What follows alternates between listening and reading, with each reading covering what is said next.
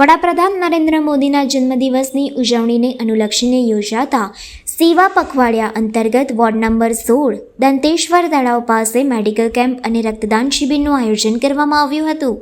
આ પ્રસંગે વોર્ડ પ્રમુખ નરેશભાઈ રબારીએ પોતે પણ રક્તદાન કર્યું। વડોદરા શહેર પૂર્વ બીજેપી પ્રમુખ ડોક્ટર વિજયભાઈ શાહ આ પ્રસંગે વિશેષ ઉપસ્થિત રહ્યા હતા। મેડિકલ કેમ્પ અને રક્તદાન શિબિરમાં વોર્ડના મહામંત્રી, પ્રભારી, કાર્યકર્તાઓ, સ્થાનિકો અને રક્તદાતાઓ મોટી સંખ્યામાં હાજર રહ્યા અને સેવા પ્રવૃત્તિમાં ભાગ લીધો હતો।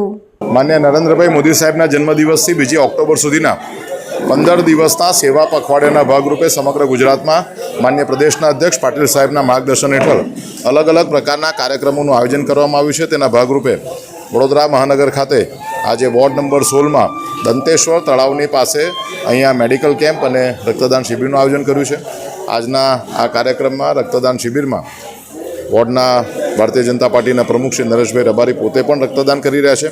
કાર્યક્રમમાં અહીંયા વોર્ડના બંને મહામંત્રીશ્રીઓ, વોર્ડના પ્રભારી મેહુલભાઈ લાખાણી અને વોર્ડના સૌ કાર્યકર્તાઓ હાજર છે। ત્યારે સેવાના માધ્યમથી લોકો સુધી પહોંચવા માટેની જેમણે દરેક કાર્યકર્તાઓને માર્ગદર્શન આપ્યું છે। હંમેશા પોતાના જન્મદિવસની ઉજવણી એ સેવાના માધ્યમથી કરવાની માન્ય મોદી સાહેબની રીતને કારણે આજે મોટાભાગના કાર્યકર્તાઓ પોતાના જન્મદિવસે અલગ અલગ પ્રકારના સેવા કાર્યો કરતા હોય છે।